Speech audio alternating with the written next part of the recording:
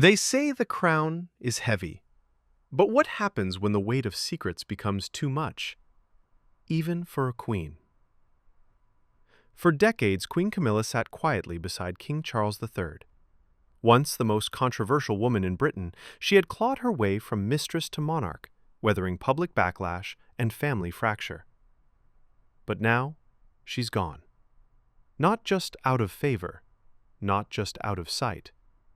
Stripped, disgraced, and erased from the palace. This is the shocking story of how Queen Camilla fell from grace, and the hidden power struggle that's tearing Buckingham Palace apart. 1. The Royal Front. It all began with smiles.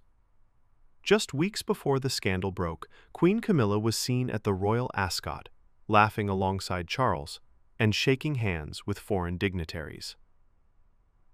Behind closed doors, the monarchy was trying to stabilize. The death of Queen Elizabeth had left a vacuum, one Charles was desperate to fill with strength and tradition. Camilla was meant to be his anchor.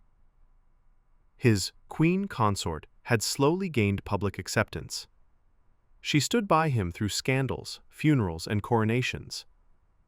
And just months earlier, her official portrait had been unveiled, a confident queen in white, staring down the world. But while the cameras captured glamour, the palace halls echoed with suspicion. Insiders whisper of tension between Camilla and Charles's advisors. Heated arguments behind closed doors.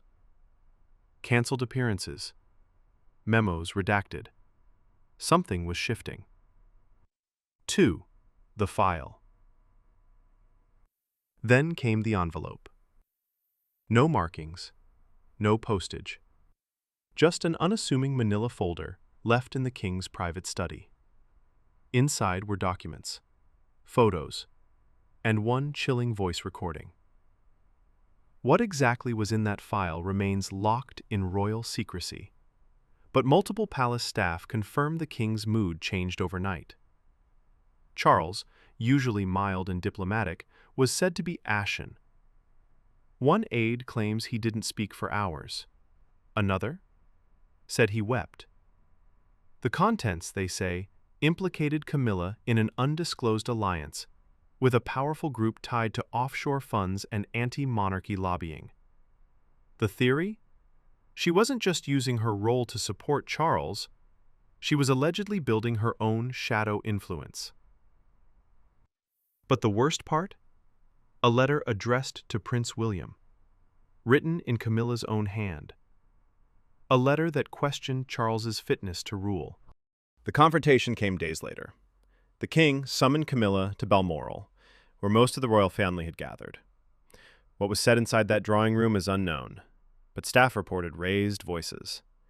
And when Camilla emerged, she was pale, furious, and left in a separate car.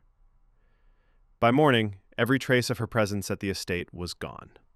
Her staff reassigned, her official biography page taken down, her schedule wiped clean. And then came the bombshell. By decree of the sovereign, Queen Camilla will step back from royal duties indefinitely. Her titles are hereby suspended pending further review. The royal statement, cold, clinical, and unmistakably final, was the first time in modern British history that a sitting queen was removed without death or divorce. The nation gasped. Public reaction was swift. Some sympathized. After all, Camilla had endured decades of hatred to stand beside Charles. Others cheered, old wounds from the Diana years still fresh in public memory. But inside the palace, panic. With Queen Camilla gone, the royal power structure began to collapse. Prince William was reportedly furious, not just at Camilla's betrayal, but at his father's secrecy. Some say he demanded access to the file. Others claim he threatened to resign from his official duties unless the truth was revealed. And what about Harry? Across the Atlantic, a different kind of storm brewed. Harry, long estranged from the monarchy, reportedly told close friends, this was always going to happen. The truth catches up eventually. Was he referring to Camilla, or the system that protected her for so long? Digging deeper, investigators, both official and freelance, began combing through Camilla's past. They found links to an organization known as the Scepter Group, a wealthy, private consortium with interests in royal land development, military contracting, and media. Members of the group had donated discreetly to causes Camilla endorsed. A few had even dined with her privately. One anonymous source claims the group sought to reshape the monarchy, turning it into a more ceremonial, less powerful institution, while quietly shifting political influence to their own networks. And Camilla? She was allegedly their back door. Was she complicit, or simply naive? The letter to William seems to show strategic intent, a move to cast doubt on Charles's ability to lead during his rumored health decline. Some even speculate she aimed to position herself as regent, a royal advisor, in all but name. And the voice recording? One chilling detail emerged.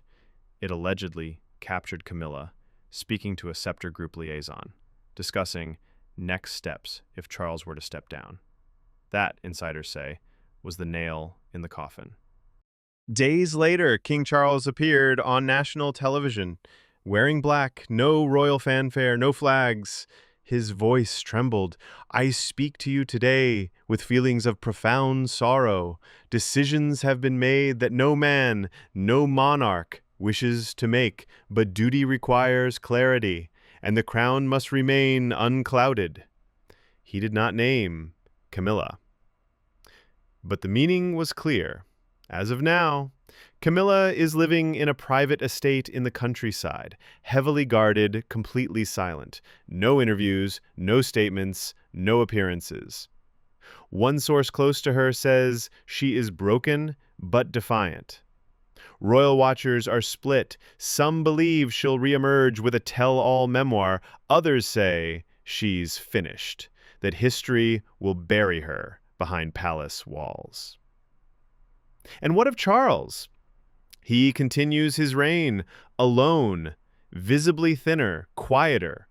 His public outings are sparse, his speeches solemn. The monarchy has weathered scandal before, from Edward VIII's abdication to Diana's tragedy to Meghan and Harry's exodus. But this is different. This wasn't an outsider. This was a queen, chosen, crowned, trusted, and now erased. As Britain stares at its fractured throne, one question remains. Who do we trust with the crown when even queens can fall?